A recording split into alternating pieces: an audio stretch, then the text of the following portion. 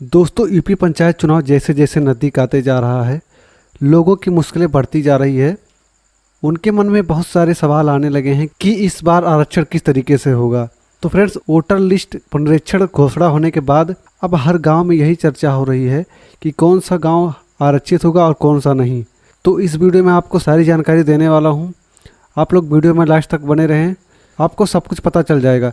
तो फ्रेंड्स, अगर वीडियो पसंद आए तो एक लाइक ज़रूर करें, और अगर आपने अभी तक चैनल को सब्सक्राइब नहीं किया है तो कर लीजिए, क्योंकि मैं इसी तरह के बहुत सारी जानकारी आपके लिए लाता रहता हूं। तो चलिए वीडियो को शुरू करते हैं। दोस्तों, यूपी में पंचायत चुनाव की तैयारियां काफ़ी तेज़ हो गई हैं। ऐसे में प्रशासनिक स्तर के साथ ही चुनाव लड़ने के दावेदार भी मैदान में कूद पड़े हैं। लेकिन अभी दावेदार गांव में पूरा माहौल सही से नहीं बना पा रहे हैं, क्योंकि उन्हें ये नहीं पता कि मेरे गांव में कौन सा सीट लगने वाला है, आरक्षित है या अनारक्षित है। तो दोस्तों, आप लोगों को पता होगा कि 2015 की पंचायत चुनाव में सीटों का आरक्षण नए सिरे से हुआ था। इसीलिए संभावना जताई जा रही है कि इस बार भी आरक्षण नए सिरे से होगा।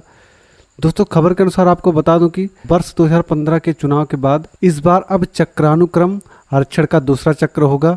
अब आप सोच रहे होंगे कि चक्रानुक्रम आरक्षण क्या है। तो दोस्तों, इसका अर्थ यह है कि आज जो सीट जिस वर्ग के लिए आरक्षित है, यथासंभव अगले चुनाव में वह सीट उस वर्ग के लिए आरक्षित नहीं होगी। चक्रानुक्रम के आरक्षण के वरीयता के हिसाब से पहला नंबर आएगा एसटी महिला के लिए। अब एसटी की कुल आरक्षित सीटों में से एक तिहाई पद इस वर्ग की महिलाओं के लिए आरक्षित होंगे।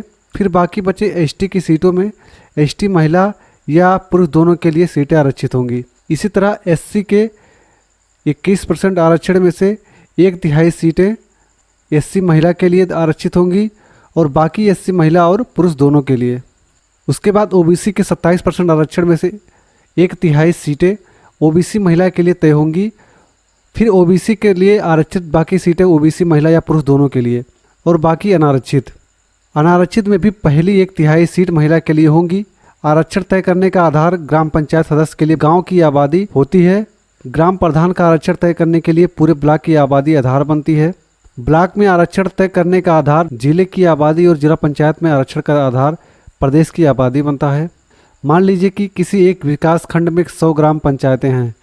वहां 2015 के चुनाव में शुरू 27 ग्राम प्रधान पद पिछड़ा वर्ग के लिए आरक्षित किए गए थे। लेकिन इस बार के पंचायत चुनाव में इन 27 के आगे वाली ग्राम पंचायतों के आबादी के अवरोही क्रम में, यानी कि घटती हुई आबादी, प्रधान पद आरक्षित होंगे। इसी तरह अगर किसी एक विकासखंड में 100 ग्राम पंचायतें हैं और वहां 2015 के चुनाव में शुरू की 21 ग्राम पंचायतों के प्रधान के पद एससी के लिए आरक्षित हुए थे, तो अब इन 21 पदों से आगे वाली ग्राम पंचायतों के पद अवरोही क्रम, यानी कि घटती हुई आबादी, एससी के लिए आरक्षित होंगे। दोस्तों, राकेश चतुर्वेदी, पूर्व वरिष्ठ अधिकारी पंचायती राज, बताते हैं कि 2015 के पिछले पंचायत चुनाव में हाई कोर्ट ने कहा था कि चूंकि सीटों का आरक्षण चक्र लगभग पूरा हो चुका है, अब नए सिरे से आरक्षण का निर्धारण किया जा सकता है। इसलिए 2015 में नए सिरे से आरक्षण तय किया गया। अब इस बार प्रदेश सरकार को फिर नए सिरे से आरक्षण तय तो नहीं करना चाहिए।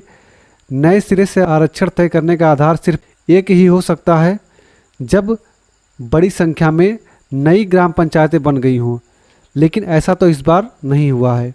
तो दोस्तों, जानकारी आपको कैसी लगी? अगर अच्छा लगा हो तो इस वीडियो को एक लाइक कर दीजिएगा, और अगर आपने अभी तक चैनल को सब्सक्राइब नहीं किया है तो जाकर सब्सक्राइब कर लीजिए, क्योंकि मैं इसी तरह के बहुत सारे वीडियो आपके लिए लाता रहता हूं और आपको बहुत सारी जानकारी मिलती रहती है। तो मिलते हैं अगले वीडियो में, तब तक के लिए जय हिंद।